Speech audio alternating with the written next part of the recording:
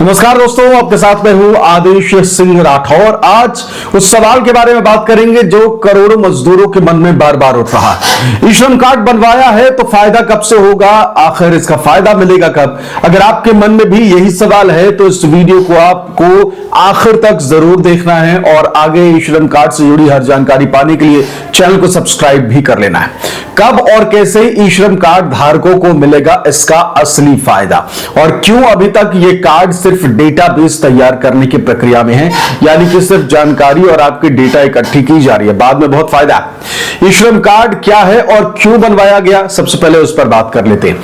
भारत में करोड़ों मजदूर ऐसे हैं जो किसी कंपनी या संस्था में स्थायी नौकरी नहीं करते। इन्हें असंगठित क्षेत्र के मजदूर कहा जाता है, यानी कि आप पीएफ वाली नौकरी नहीं करते हैं। इन्हीं के लिए 26 अगस्त 2021 को सरकार ने शुरू किया था ई श्रम पोर्टल, जहां अब तक करीब 25 करोड़ से ज्यादा लोग रजिस्टर हो चुके हैं। लेकिन सवाल यह है कि इतने सालों बाद भी लोगों को इसका फायदा क्यों नहीं मिला है और कब से फायदा मिलना शुरू हो जाएगा, फायदे में देरी क्यों हो रही है, उस पर बात कर लेते हैं। दरअसल दोस्तों, हर सरकारी योजना की तरह ई श्रम कार्ड का भी एक लॉन्ग टर्म प्लान है। शुरुआत में सरकार सिर्फ डेटा इकट्ठा करती है, जैसे बाकियों का करती रही है बाकी योजनाओं के लिए। कौन मजदूर है, कहां काम करता है, उसकी आमदनी कितनी है और कौन से लोग असली रूप में असंगठित क्षेत्र से हैं। ठीक, जब ये डेटा तैयार हो जाता है तभी सरकार आगे की योजनाएं और लाभ देने के लिए कदम बढ़ाती है। ठीक वैसे ही जैसे आप याद करिए आधार कार्ड के साथ हुआ था। आधार कार्ड की शुरुआत जो है वो 2010 में हुई, लेकिन फायदा कब से मिलना शुरू हुआ? 2016-17 से इसका फायदा या असर कह लीजिए दिखने लगा। अब बिना आधार के कोई काम होता ही नहीं है। आपको पता है किसी भी चीज में आपको कुछ भी करना है तो आधार कार्ड चाहिए। जनगणना और ई श्रम कार्ड का कनेक्शन क्या है, अब बात इस पर भी कर लेते हैं। देखिए, सबसे अहम हिस्सा जो है वो जनगणना है। जनगणना 2026-27 यानी एनपीआर की सरकार ने अब घोषणा कर दी है।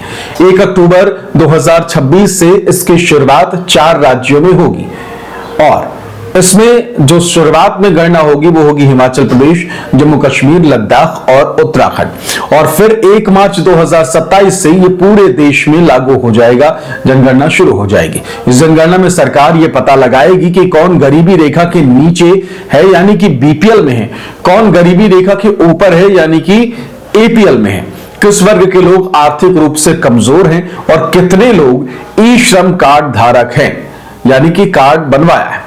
जब ये डेटा पूरी तरह तैयार हो जाएगा तब सरकार सीधे ई श्रम कार्ड धारकों को बेनिफिट जो है वो देना शुरू कर देगी। अब अगली बात जो सबसे ज्यादा इंपॉर्टेंट है आपके जहन में होगी कि कौन कौन से फायदे मिल सकते हैं ई श्रम कार्ड से। अब सवाल आता है कि ई श्रम कार्ड से आखिर मिलेगा किसको? तो दोस्तों, सरकार के पास जब आपका पूरा डेटा रहेगा तो आपको इसके फायदे जो है वो मिलने लगेंगे।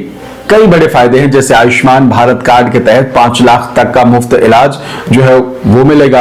प्रधानमंत्री आवास योजना के तहत घर बनाने में भी मदद मिलेगी। अंत्योदय अन्न योजना के तहत सस्ता राशन भी आपको मिलेगा।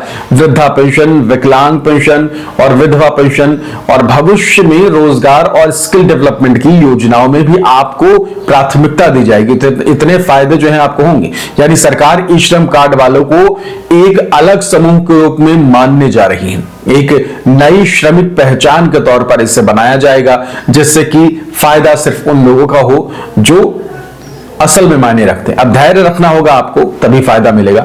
दोस्तों, बहुत सारे लोग जो हैं वो लगातार परेशान हैं। कार्ड तो बन गया, फायदा नहीं मिल रहा। लेकिन याद रखिए, सरकार कोई भी स्कीम लाने से पहले हमेशा आपकी जानकारी या डेटा तैयार करती है और फिर एक एक चरण में इसके फायदे जो है वो देने शुरू करती है। आज भले ही आपको फायदा नजर नहीं आ रहा, लेकिन आने वाले 2 साल में जब जनगणना पूरी होगी तब ई श्रम कार्ड का वास्तविक महत्व जो है वो आपको समझ में आएगा और तब आपका जहन, आपके मन में ये जो है एक खुशखबरी जो मान लीजिए वो रहेगी कि भाई हमने ई श्रम कार्ड बनवा लिया था।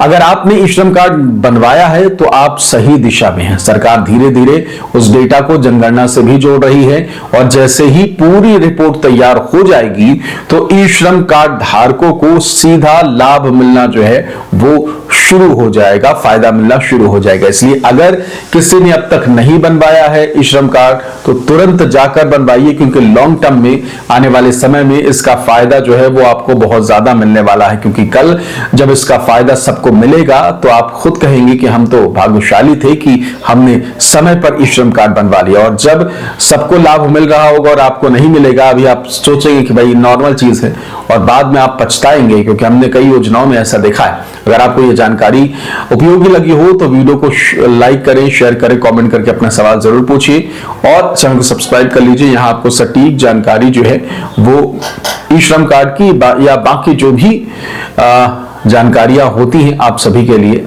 योजनाओं की, वो सब यहां उपलब्ध होगी। फिलहाल इस वीडियो में इतना ही। नमस्कार, जय हिंद।